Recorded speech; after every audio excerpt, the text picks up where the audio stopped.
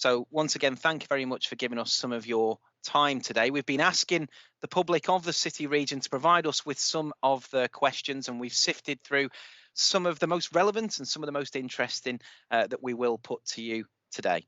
So question number one, as the leader of the Liverpool City Region, and of course the leader of the Liverpool City Region in a pandemic, what has been the biggest challenge that you've faced over the past 12 months, both professionally and personally?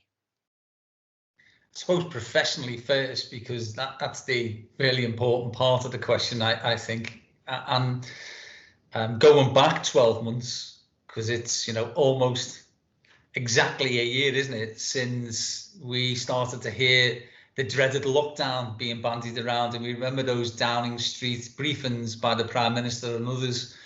And what we were trying to determine is, how will that affect us in the Liverpool City Region? We have 1.6 million people, and the businesses in our area may well have a different makeup to other areas. So, for instance, the visitor economy is disproportionately large. What will that mean for us? And trying to get some of the detail off central government. So our approach was, these things are going to happen. We as 6 local authorities and the combined authority are going to have to respond to those announcements. How can we work together to ensure that, first of all, we stop the transmission rates, because that will help save lives and take the pressure off our NHS. But also, how can we ensure that we have an economy to go back to? How can we save livelihoods? How can we protect and support our business community and the ecosystem around it? And that's where we started to talk to government about the need to get more information from them, whether that was the data that they had on certain things, whether it was the intelligence around some of the decision making. So, several times I called them out because of the scientific evidence that we needed to back some of the claims. And then it was about getting a proportional financial settlement for our area. And so they were the biggest, Paul. And within them, people will know that there were to's and fro's and ebbs and flows with central government. There was a stage, obviously, where we were invited into talks, and we were told that we were going into the highest tier. That was in September, the end of September, and went into it in October. And why did all of that happen? What were the reasons behind that? And I was quite clear then, and I'm still quite clear today, that we did the right thing for the Liverpool City Region, and to try and get those high infection rates down, try and get it under control, take the pressure off the NHS, with the possibility, as we said at that stage, of opening up our economy for the golden month of December, which is what we actually did. What we saw subsequently is the government almost usurping some of the things that we did by creating an island of the Liverpool City Region surrounded by higher tier authorities, and that obviously had the effect of bringing people in. So all of those things were problematic, but I'd still go back now and make the same decisions that we made, although I would ask the government for even more surety on certain things. On a personal level, I found the first lockdown fine, in all honesty. I've never worked from home before, so I was working from my house, and we've only got a little garden, but it was nice weather, wasn't it? And you're able to pop out and get some fresh air. The second one in October was difficult, but I'd say the one that happened after Christmas in January, that's been the most difficult period of all this. And I think for lots of people too, because the novelty had worn off on the first one. The second one was difficult for us, but we knew that the figures were going to go in the right way for us, and they did. This third one has just been so dreadful, and I feel sorry for people who are isolated and have to, self-isolate. And I've missed the family hugely. I've missed football, and I've missed going out with my mates, and I've missed, me and my wife go for a walk on on a Saturday around town and have a few drinks and all that, or we'll go to Southport or New Brighton or even Prescott at the moment because of what's happening with the Shakespeare North, and all of that's not being able to happen. But there's hope, isn't there, that in the next few months it will again.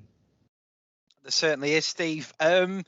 Just sort of reflecting back on the 12 months, and as you quite rightly say, it is almost 12 months now, and it will be next week since the first lockdown was announced. Our next question: what is the economic impact of the pandemic on the Liverpool City region? Enormous, but not as big as it would have been if we didn't take some of those difficult decisions. And the fact that I mentioned about December is a really pivotal month for businesses in our city region, and we were able to open up the economy, and lots of people then were able to trade, and that has helped them, because about a third of some organisations' profits are made in that 1 month. So they were able to do that, and that gave them the opportunity, didn't it, for survival, because at that stage it was about getting through that really awful time that we were having. And as I said before, there's hope now. There's hope that we will be able to return to some sort of normality very quickly. And lots of those businesses will still be around, thank God.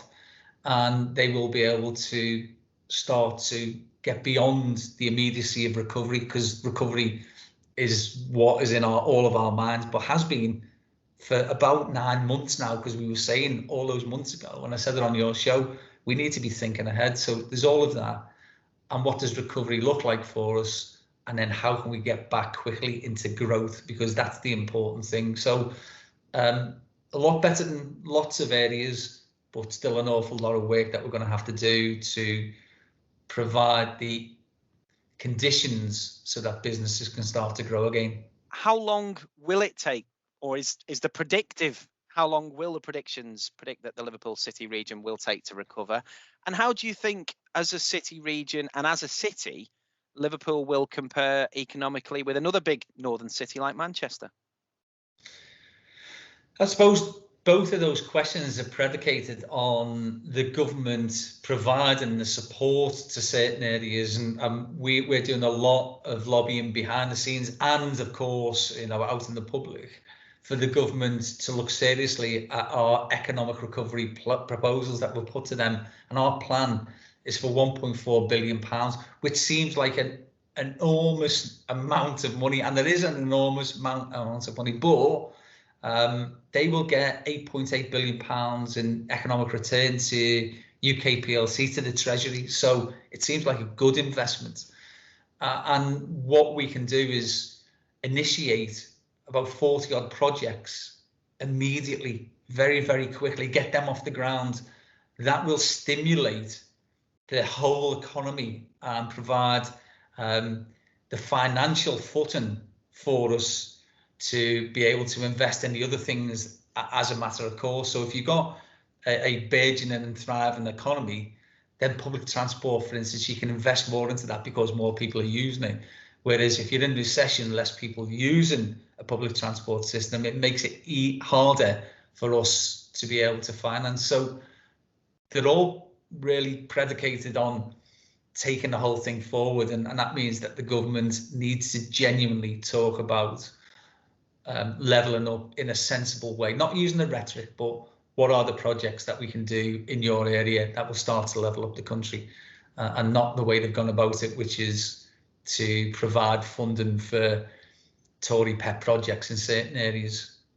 And then with our competitors, we don't look down the M62 anymore as our competitors being Greater Manchester or Leeds or whatever. We look internationally. We're a globally renowned brand, and we are developing some initiatives such as the digital one and the stuff around a Mersey Tidal project, which will mean that we will be a big player on the world stage again. So we're looking towards some of those huge economic powerhouses internationally, and they're the ones that I want to start to make inroads, to take them on and hopefully beat them at their own game. Without those some of those plans, which were obviously put in place well before the pandemic, we even conjured up the idea that this could have been a thing. Where do you think we'd be, and how long do you think that recovery process would take, Steve, without those plans already in place? I mean, are we talking we could have felt the after effects of this for decades? Maybe not for decades, but certainly for many, many, many years. And we saw, didn't we, in the 80s, what happens when governments abandon cities and city regions. And I don't want to go through that again. I was, I lived through the 80s. I was a bricklayer. I was made redundant twice. I had to move around. I went to work in London and Scotland and all over the UK, and went abroad to find work. And that disruption, not to me, I'm talking about, because lots and lots of people did that. There were Scousers everywhere. Everywhere I went, believe me, there were Scousers. But you think about the breakdown in social cohesion. You think about those families that were unnecessarily disrupted, and people having to move around, and probably some of those people would have, settled wherever they were and not seen what was happening, what was needed to happen in Liverpool. Because it's great that people go and settle in other places. We're very welcome, and so we say to people, come here as well, and lots of people do. But actually what we need is people to bring their economic wealth back to our city region. And it's fine going and plying your trade somewhere else, but it's much better if you're here and bringing that back into our economy, because that again is Keynesian economics, where we can start to stimulate further growth. And that's what I want. I want people to very much have an outward view of the world, but also to look towards helping and supporting our local economy by buying local. And of course, when you talk about stimulating the economy, our next question does again talk about that we're a region and a city renowned for our warm welcome to visitors from outside of the city, from abroad, wherever that might be. How important is it that we rebuild our tourism over the next year and years, and how do we really go about that? Yeah, and we say that, and sometimes I think people are a bit glib about this warm welcome that you get. But in 2008, you'll know I was the Lord Mayor of Liverpool, which is a completely different job than the Metro Mayor or even a City Mayor. So the Lord Mayor is the ceremonial one with the chain on, and it was European Capital of Culture. And I'm absolutely convinced that what happened during that period was that people who had those misperceptions of what Liverpool was about. Remember, there was all those comedians who used to say, I went to Liverpool, well, I had to because I wanted to visit the hubcaps and all that. Remember all them stereotypes that went round? And then people came to Liverpool as European Capital of Culture and had a look around and fell in love with it. People were going, wow, this is amazing. So we exceeded their expectations, but it wasn't just the architecture.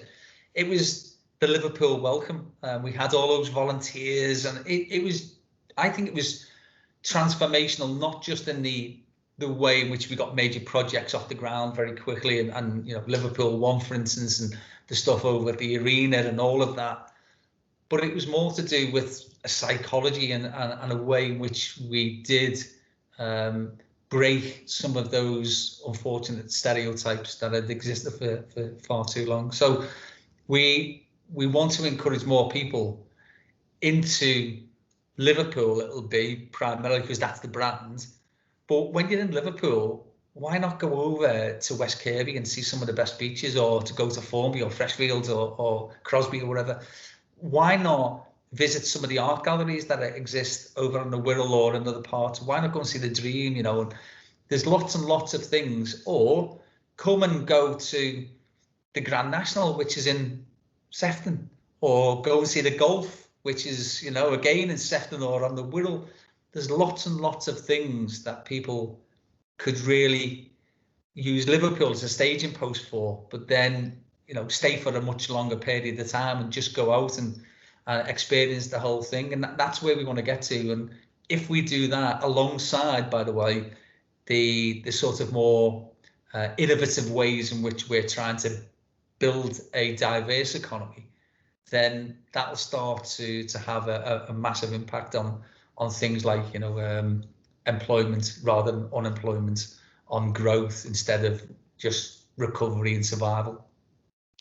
When we look back, Steve, over the last few months, the Liverpool City region and again the city was used really to trial a number of projects by the government. I think first and foremost the mass testing, the asymptomatic rapid testing was probably at the forefront of that. And our next question touches on that really, about those trials. Obviously, locally, it was deemed a success and contributed to suppressing the virus on a number of occasions. But it's not necessarily that same sort of project hasn't necessarily been rolled out across the country. So in those conversations with government, did they ever sort of express why that they weren't maybe taking it forward nationally in the same sort of way that the Liverpool City region took it on? And what was their overall feedback on how the Liverpool City region dealt with it? I think, again, the question is very clever because you're right, it contributed to what we were doing in the Liverpool City region rather than what some people sold it as, which was a panacea. The reason that we had things going in the right direction was as a direct result of A, B or C. And as you know, it's a whole panoply of different things and a myriad of different organisations that help all of that to work. And what we were very good at was partnership working. And that for me was why I was able then to go to, it has to be said, to like the likes of Number 10, not to Johnson himself, but to officials at Number 10, and to ask about how we could become a pilot for many things, such as mass testing. Myself and the chief executive of Liverpool asked for us to become a mass vaccination pilot area as well, because we had the infrastructure and we'd developed those logistical capabilities because we'd done testing. And it was to try to demonstrate to government, despite their I'd say often detestation of what happens in our area, but it was to say to them, look, we are very much a forward-thinking city region, and we shouldn't be left even further behind on things like this. Economically, I think we're being abandoned, but on things like testing things, and you'll have seen the recent announcement, which is that we're going to look at events now. So where mass participation in certain events could be piloted in one of 3 areas in the whole country. Liverpool is. Who are doing that. Obviously, I work very closely with Liverpool Council and the people there, the culture people there, Claire McColgan, and others. So we're doing some really good stuff, and the government have identified that we're doing some really good stuff, and it's been almost impossible, therefore, for them to ignore that, because they'd love to, I think, cut us off and float us into the RSC or something at times. But we've been very determined. And I think that'll stand us in good stead. The proof of the pudding, though, for me, will be in our economic recovery plan and whether we start to see the investment in some of those projects that would really kick off the ability for us to withstand some of the vicissitudes that are going to happen with the likes of the aftershocks of a post-Brexit and a post-pandemic world. You mentioned the trials there and the nightlife trials and the events that we're seeing. I mean, how proud should we be as a city region? Some people said, Liverpool's being used as a petri dish again. We're just a bunch of guinea pigs again for a government project, touching on some of the stuff that you mentioned there. But I mean, as a city region metro mayor, you would say that that's not the case. And maybe we should be proud that Liverpool is being put forward and considered for these positions that really are at the forefront of the whole country opening up again. I'm a victim of my own success there, Paul, because I was the one who coined the phrase that we wouldn't become a petri dish, or we wouldn't allow ourselves to become a petri dish for experimentation by national governments. What I meant by that was by then forcing certain things onto us and using that as an experiment rather than a test bed, because we are willingly a partner in piloting certain things. And we've got a great track record of doing these sorts of things and of that partnership work. And so that's where I think you can differentiate between the two things.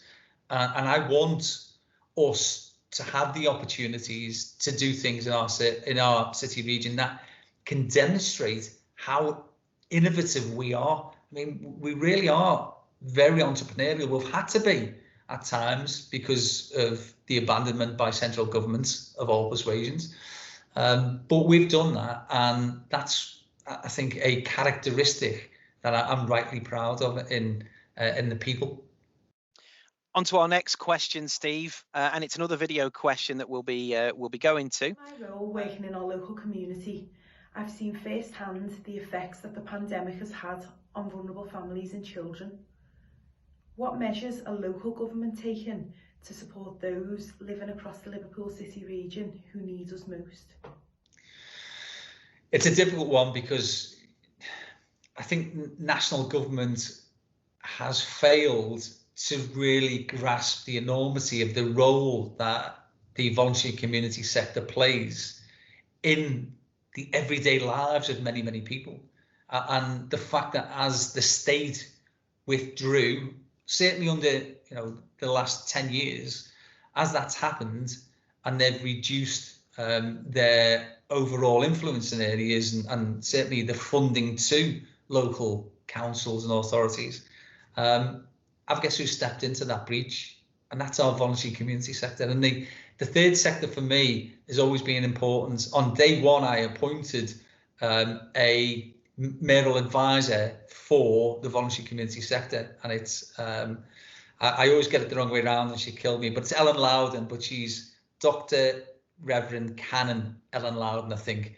And that was because I wanted to engage with them, because I think they've always found, or certainly they've always believed that they were an afterthought, and I wanted them to be central. So I think national government haven't done that.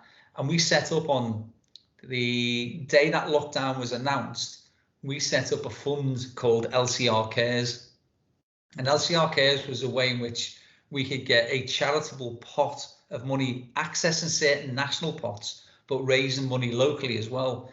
And we got about £2.5 million, and we distributed that to the most vulnerable in our society via the voluntary community sector.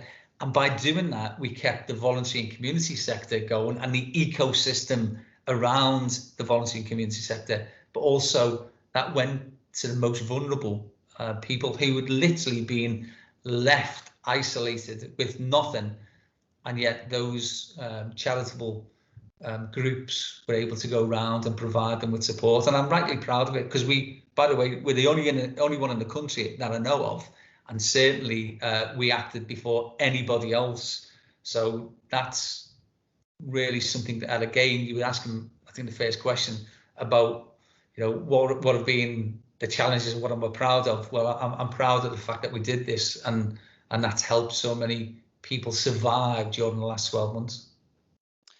Our next question, Stephen, we had a lot of questions about public transport. Of course, public transport is another area really that has come under various challenges over the past 12 months, and has certainly seen a massive reduction in people using public transport. And we had a question regarding the talks over and the projects planned for speeding up travel times between Liverpool and Manchester via an extra line at Warrington. I know it's something that we've discussed in the past before, and you have your own thoughts on that. If you just want to sort of discuss that a little bit, if you would. And again, I suppose it opens up questions as a follow-on to that about connectivity. So what are the plans that we may be seeing more of now over the coming months that might have had to be put on hold because of the pandemic with regards to connectivity in and around the Liverpool City region? There's two bits to this, Paul, and that is that there's the sort of local stuff, and then there's the intercity stuff. So, connecting our area with another big area, primarily, it has to be said, Manchester. So that's called NPR, Northern Powerhouse Rail, and we want a new twin track line from an area around Lime Street, because we'll need a new station, because these are much longer trains, and it needs a whole rethink about capacity issues of those trains coming into Liverpool, because it doesn't go through, so it stops and has to go back out, as we know. So we're the end of the line. And we've got a station commission that meets now on a bi-monthly basis, and that's about formulating plans for this, gateway that I want into the city region. I want it to be really of some architectural significance.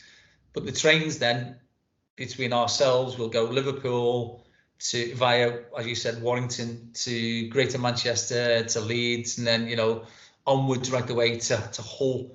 And that whole thing is really important to us. More important, I'd say, west-east connectivity than north-south, because we've already got an half-decent service between Lime Street, Runcorn, and then London. But it's the capacity issues that we need to address, and that's what NPR does.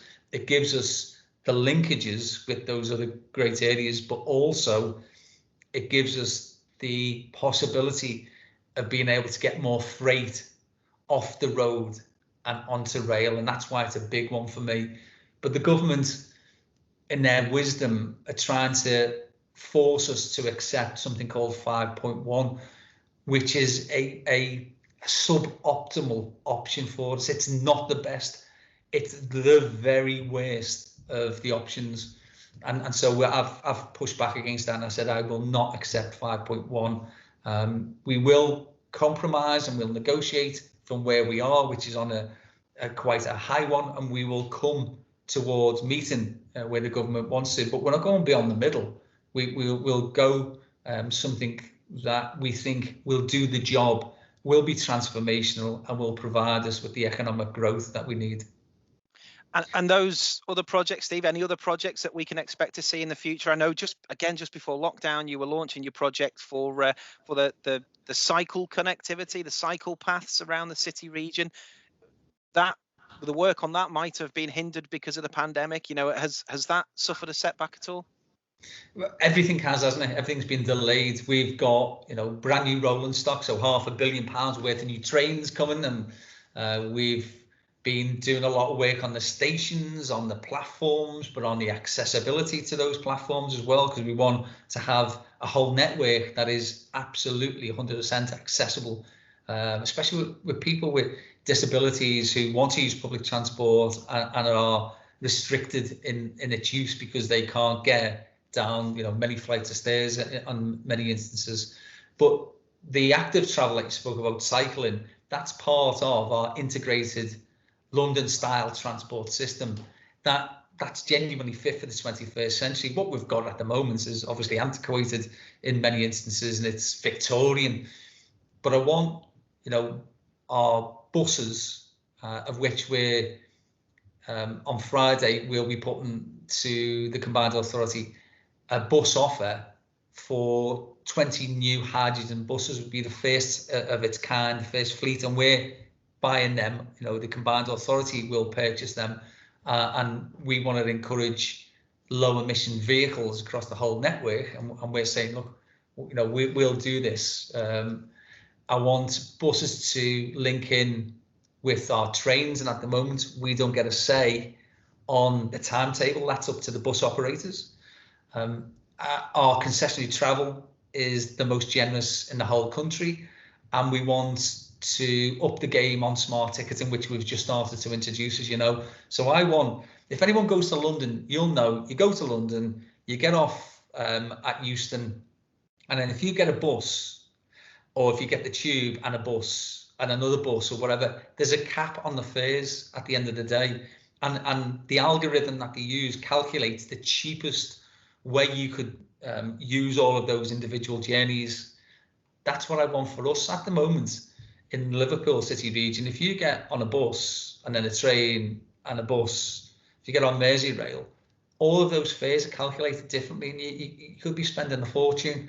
And I want a way in which we can replicate some of the good stuff that's happening in London, but that means taking more public control of our network. And I'm in the process, and I've spent the last 3 years trying to fight against a piece of legislation called the Bus Services Act 2017, which is impenetrable in bits, but trying to get our heads around that so that we can look towards a different model of operation for our buses in the city region. Thanks for that, Steve. Another question that's coming in. Again, it's probably more of a personal question than a professional question, this one. But what has been the most important thing for you in getting through lockdown? And what will you miss most about a return to normality? Well, I suppose that the last bit is easy. I'll miss the fact that I've never spent so much time in my house with my kids, because the very nature of the jobs that I've had, one as a construction worker all over the place, working away for lengthy periods, and then in the political world as an MP, obviously spending far too much time down in London. And then as the Metro Mayor, which the hours are just beyond belief, 70-hour weeks is a standard. And so to actually be at home and see your kids on a daily basis and spend some time, even if you're just passing on the stage, you know what I mean? But that's been great. So I'll miss that. And I'll also, I'll potentially miss the fact that I think there's been a coming together in communities. I've seen more people in my street in the last 12 months than I have in the previous 30 years. So it's that sort of stuff. So I hope that continues. And the fact that people say, listen, I'm going to shops. Do you want to get something? Because I think that community cohesion is really, really good. And the first part of the question about what's got me through lockdown, I suppose, is the constant thought that we need to bounce back quickly from this and to try to get all of those bits of the machinery working and have a very clear vision and strategic plan about what we need to do once lockdown's over. So that's the thing that's been driving me and keeping me going and saying, no, at some stage this will end. What do we need to do? And we need to seize the opportunity to get back to where we were pre-pandemic, the fastest growing city region in the country. And that's where I want to take us again. The next question, we'll go into a video again for the next question, Steve. I'm a mum of teenagers and I also work in a secondary school. I'm concerned about the impact the pandemic is going to have on academic progress. What are you going to do to help young people with employment opportunities in the coming months and in the years to come? What a great question, because this is another one of those vexed questions that sometimes keeps me up at night, and that is that for far too long, even pre-pandemic, far too long,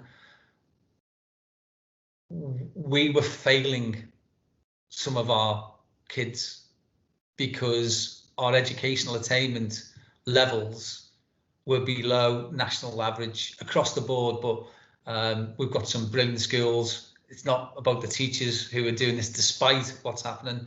And we've got some great individual institutions who have great educational outcomes, but I'm talking about in general. And I don't want to leave more generations without the possibility of them achieving their full potential. And the best way to do that is to give them the best education and the best start in life that you can. So education, as you know, opens up all sorts of doors for people. And look, not everybody's going to go on to university, and I think I'm comfortable with that. I left school and went into an apprenticeship. So an apprenticeship option for some people is exactly the right route. So a vocational route can open up a whole new world to people. So, that's good, but we need parity of esteem between the educational routes, so the likes of university and academia, and the vocational routes. So I've got somebody called Sir Paul Grant who's looking at this for me, and Sir Paul is a former Scouser, he's a former teacher in Liverpool, he's a Scouser, he went to work in London, he worked on the London Challenge. He became one of those super heads, if you remember. He was knighted for his services to education. Well, he wants to give something back to the area that he loves, so he's coming here to work on plans so that we can borrow some of the best practice that happened in London and replicate it here. And that's what I want to do, because I want to give that lady's children the best chance. And at this moment in time, because of the pandemic, we've got lots and lots of people who've had far too much time off school because of having to self-isolate and all that. And it is disproportionate, by the way, in working class areas where those mums and dads have probably got more public facing roles anyway. And so they've been hit hard. We're going to have a different way, no exams this year. We're going to have assessed grades this year. We need then to give those kids the chance to move into further education, higher education, or the world of work. And that's where we can come in. That's where I think the Liverpool City region really does start to perform better than individual bits on their own. And it is trying to get a fairer share of government funding from the apprenticeship levy. So it's already there. It's lying in a desk somewhere or in a bank with the government, and we need to access that so that we can really start to make inroads and give people the best chance that we possibly can to fulfil that full potential. I know you're very passionate about apprenticeships and taking that route, Steve, given that's the route that you went. Can you imagine leaving school and taking up an apprenticeship as a bricklayer, but trying to do that in the middle, having that uncertainty about which path you were going to go in, which career you were going to follow, but trying to do that in the middle of a pandemic? No, I feel sorry for our young kids. This is the generation, isn't it, that's going to be left with the legacy of Brexit and the costs of that, because anybody who thinks that we're getting £350 million a week to put into the NHS needs to really go and have their head tested. We're going to have the legacy of huge costs to the country of a pandemic, the likes that we haven't seen for 100 years. It's those younger people who are going to be picking up the tab for that. And so what do we need to do? Well, provide them with opportunity. I keep on saying to central government that the people in our area are no less talented than anywhere else in the country. What they lack is opportunity. So if you're not going to do it, give us the tools, give us the levers, and we will create the opportunity for our kids to start to forge out careers for themselves. We will find that there are kids there today who will go on and be, the people who discover things in the future, or who are the entrepreneurs who will have a product that will become, the next Google or whatever it might be. And why wouldn't it be in the Liverpool City region? So let's nurture talent and give them some role models.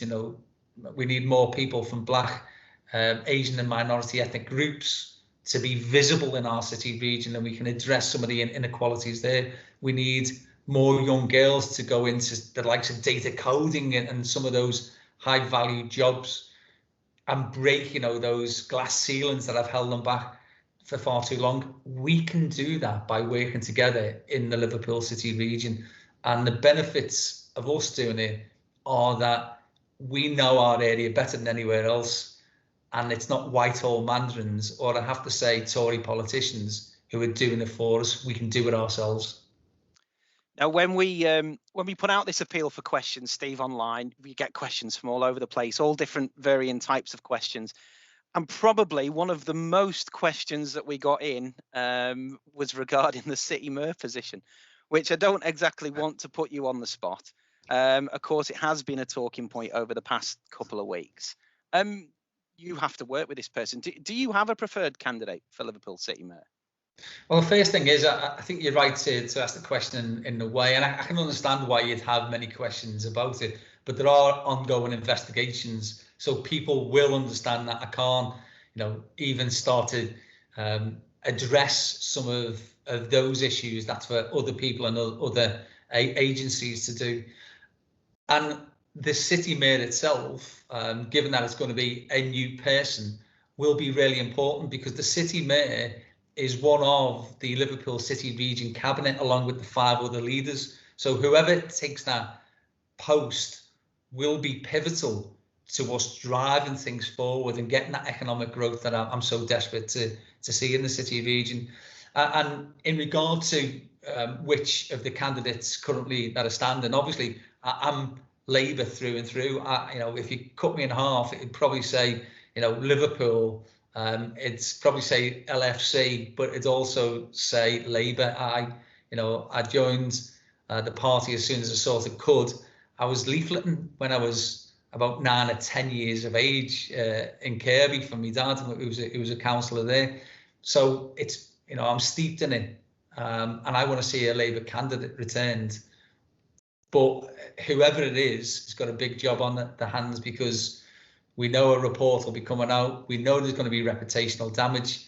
How can we all join together to counter some of those things? Because globally, internationally, our brand is brilliant. I mean, I go to places representing the Liverpool City Region, because it's got Liverpool City Region, it opens doors, and that's why I understand people in like St Helens who've said to me, well, we're not Liverpool, or in Halton, or even on the Wirral, or in parts of Sefton.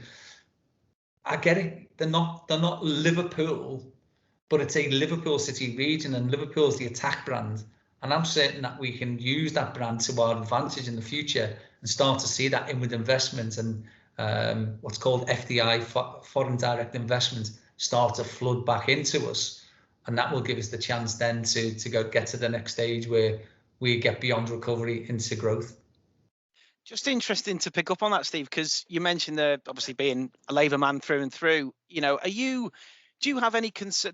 We've seen so much division over the past few weeks, really, that's been caused by this. And of course, we're not going to mention anything to do with the ongoing investigations. That's a legal matter.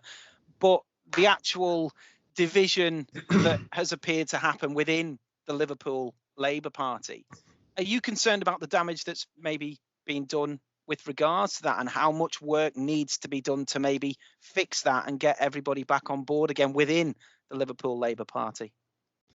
When I was standing and I won, I was accused of not working with the mayor at the time, and there was fallouts then.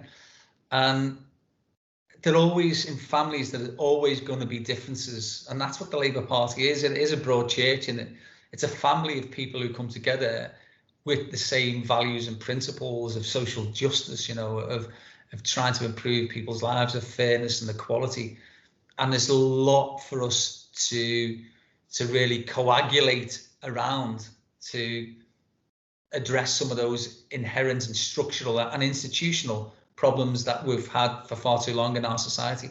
So once we get around them things, then you'll see that very quickly people will cohere around a single message. Last one just on this subject before we move on. Do you have I'm just interested to see whether you have a preference on, obviously we've got a model in Manchester where Andy Burnham works with a leader of the council. We have a city mayor here.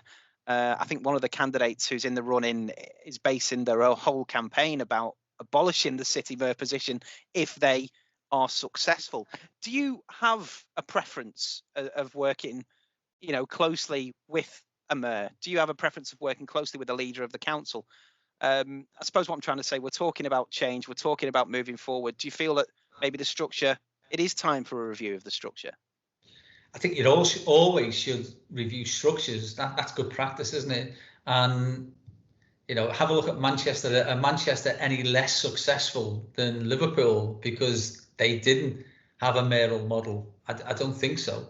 So it's not just about the processes and procedures and mechanisms of governance. It is about how you use them. And what we need to do is to ensure now, because we have devolution and we have this massive opportunity for us, to everybody get behind the same message and the same vision for taking the Liverpool City Region forward.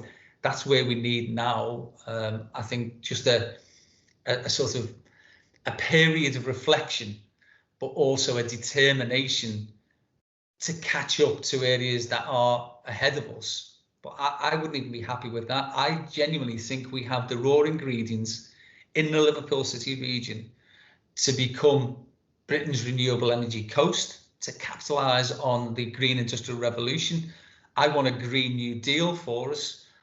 I think there's ways in which we can create jobs that haven't even yet been thought of by creating the infrastructure, and all of that is about the 6 bits working together more coherently than they would do as individual constituent parts of a combined authority. And that's why lots of other people are looking towards us. And I guess what many of those larger areas are starting to do, they're looking at devolution. You're just going to get a new Metro Mayor in the West Yorkshire area. So there'll be 10 areas, and more are asking, can they have what Steve Rotheram, Andy Burnham and others have got?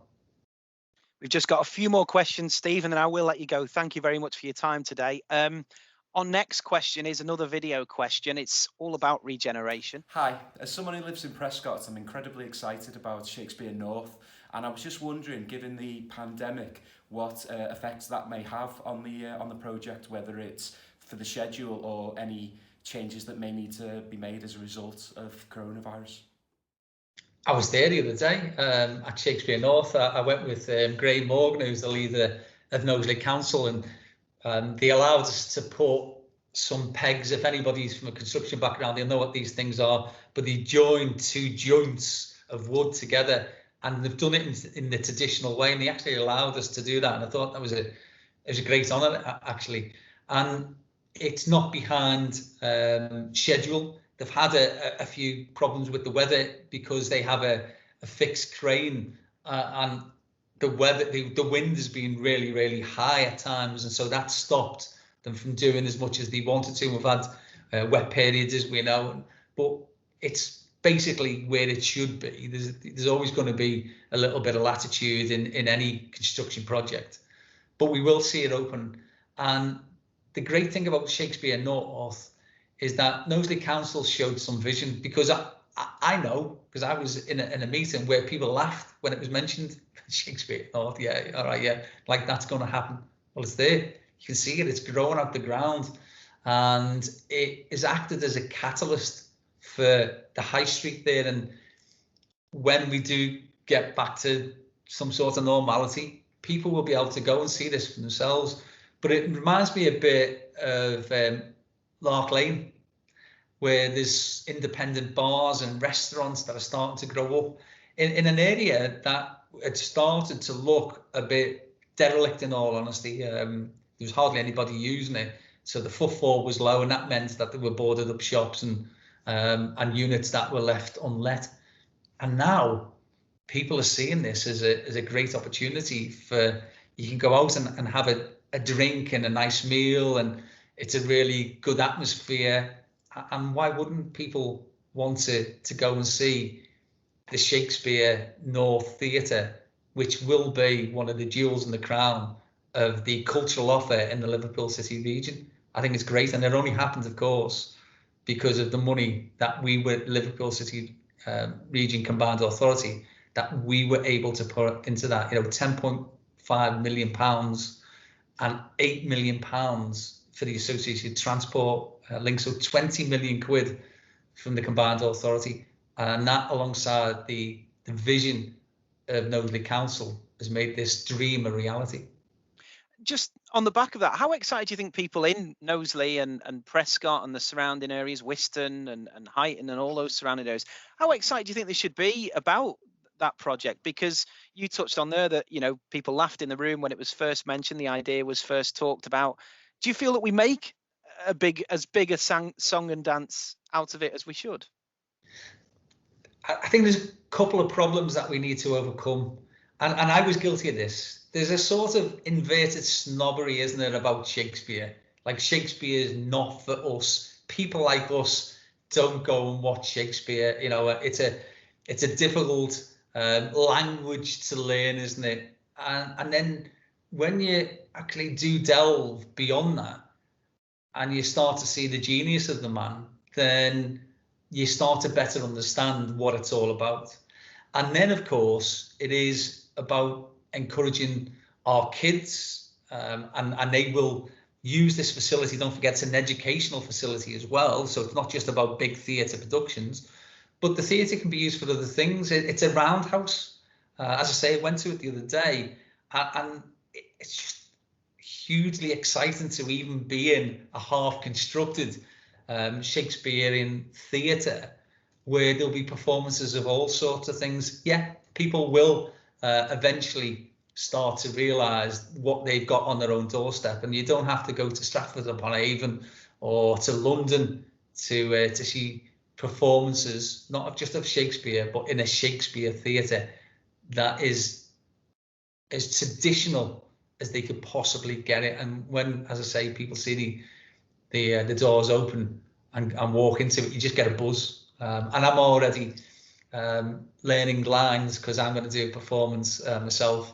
And I can do, believe me, the rest of this interview by quoting a Shakespearean soliloquy. What's your favourite? What's your go-to Shakespeare play then, Steve? Well, I do the whole thing about once more into the breach, dear friends, once more. That's because it actually speaks to me, you know what I mean? And there's something about that. If we don't pull together, you know, and we can win this, then that very much is what I think the combined authority is about. We have still got to convince an awful lot of people who don't know what a combined authority is, don't know the difference between a metro mayor, a city mayor, a lord mayor, a parish mayor, you know, a borough mayor. There's so many people, but I tell you who does understand it, international dignitaries and politicians.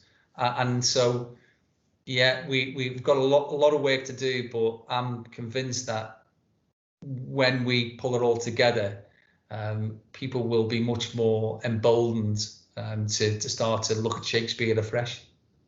When we talk about projects and building projects and regeneration and work that's been going on, one of the topics for debate, and it's been surrounded in controversy now for what feels like years, is the new Royal Liverpool Hospital, of course, which has seen massive setbacks. What's the latest you can maybe tell us, if you have any information on that, Steve, and how that project has been affected by the pandemic? Well, I think it was more affected by the fact that the government decided to give this to a company, Carillion, that they knew were financially unstable, and Carillion made an absolute mess of the project, and it's left a legacy where those issues are costing an absolute fortune to put right. The hospital will probably, cost twice as much as it should have done, because if it had been built the right way in the first place, we wouldn't have had to go through the pain that we're currently having to go through to make those corrections and some of those real structural engineering challenges that are being posed by it. For me, the lesson is that you're better working yourselves through a trust and not looking for PFI, and making certain that there is somebody who oversees these sorts of enormous contracts that has absolute credibility that the contract will be delivered on time and to budget, and that's not what happens in many instances. The latest I'm told, because we have sort of updates with the chief executive and board members, is that they are ploughing through things and that they are putting right some of those wrongs with the original design and certainly the engineering and structural defects that have been found. So they're doing that, and that they're looking forward now to being able to do the second fix, putting the stuff back in, because there was wards that were completed and they had to rip them out to get to the structure again, and that must have been heartbreaking, but it's also very expensive. So we're heading towards a conclusion, aren't we, with this? And for the staff in the old Royal, who, don't forget, the reason that we got a new Royal is because it was identified that the old Royal wasn't fit for purpose. It was falling down. It was, it was dilapidated. Those staff would normally have moved into a new hospital, but they've had to go through a pandemic in those antiquated facilities. And so when we talk about the NHS and we talk about those heroes, they really are. They've gone way above and beyond anything that I think any of us would have ever expected with them. And that's why the government really needs to reward them by something other than a derisory 1% increase for those heroes of the NHS. Has the ship sailed on Liverpool's league-winning bus parade? Yeah, this is one. Remember, Jürgen said that we would have something when we were able to. I think at that stage we were perhaps expecting a few months, and it'll be 12 months or so, won't it, by the time the lockdown ends on June the 21st. So we might have to rethink on how we could celebrate that. But I still think it needs to be recognised. This was an unbelievable achievement, by the way, you know, almost a record point total, and we could have done it, but I think the lads had a drink and there's a bit of a hangover, isn't it, this season from that. But it was an amazing feat for Liverpool Football Club, but I think it put Liverpool and the City Region back on the map again, and long may Everton and Liverpool compete at the very top of the league, because the more that happens, the more economic opportunity we'll have in the City Region, and the more that the brand will be recognised around the world. Hi Steve, when you look back on the last 4 years, what are you most proud of and what do you think you can improve on?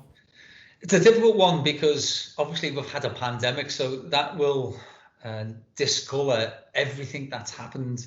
But going back to the very beginning, I walked in to something called Combined Authority with 0 staff. There was nobody. There was a few desks, and I had a laptop computer and a phone. And we've built an organisation that is quite rightly recognised by national government as being an exemplar, and has really started to function to provide that strategic leadership and capacity for all of us, for the 1.6 million people in our area. Now, what does that actually mean? It means that we've got people who can develop projects, because you need to take a project beyond a concept and get a business case for that project to be able to access funding. And Manchester have had AGMA for decades, 3 or 4 decades, and we didn't have that. And so when people say to me, well, you know, how come Manchester have got a tram, or how come Manchester have got A, B, C or D? It's because they had one body and all worked together as 10 organisations there, whereas we didn't have that body, and actually we competed at times between our 6 local authority areas. So that's, I suppose, the proudest thing that we've been able to do, because what has that done? Well, it's created 9,000 jobs, 5,500 apprenticeships. It's got us hundreds of millions of pounds more money here than we would have had if we didn't have a combined authority. It's been able to provide the vision for what we need with our digital future. It's given a genuine opportunity and business case prospect of us getting that tidal barrier that people have spoken about for decades. It's pulling together public transport. It's ensuring that our colleges have got the right infrastructure through the funding that we've provided, skills capital, for kids to go into decent facilities. We've started to look at where the jobs of the future will be and develop around that. So as a combined authority, there's lots and lots of things that we can be most proud of.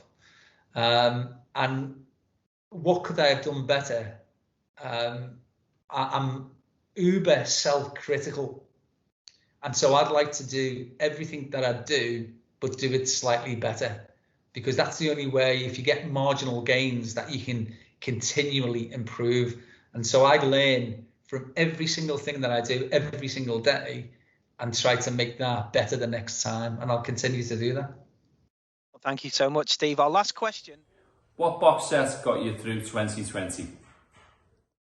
We did watch something and I'll tell you what it's called. I can't say it on your show because there's F*CK, but don't F*CK with cats. I found that absolutely fascinating. And there was another one called, I think it's called Making a Murderer. And again, you put these things on, don't you? And you watch the first one, and you think, oh, that's interesting, but it grows.